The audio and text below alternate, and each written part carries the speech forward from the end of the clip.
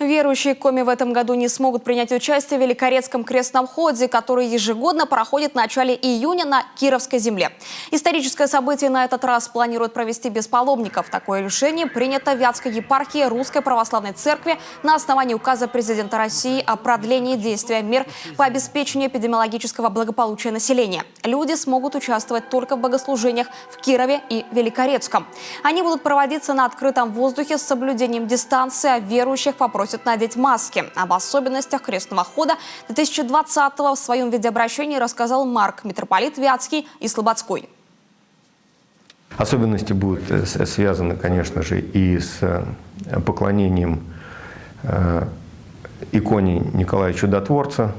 Будем рекомендовать к ней не прикладываться, а свое внутреннее устремление выражать в поклонах как поясных, так и земных.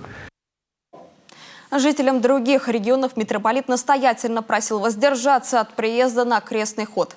Надо отметить, в этом великом событии ежегодно участвуют несколько десятков тысяч паломников, среди них и верующие из Коми.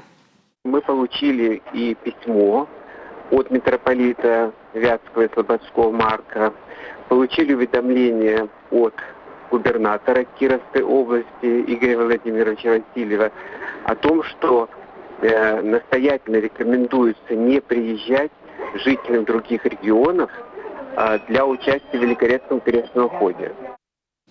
Напомню, Великорецкий крестный ход традиционно проходит с 3 по 8 июня. Он один из самых продолжительных, древних и многолюдных.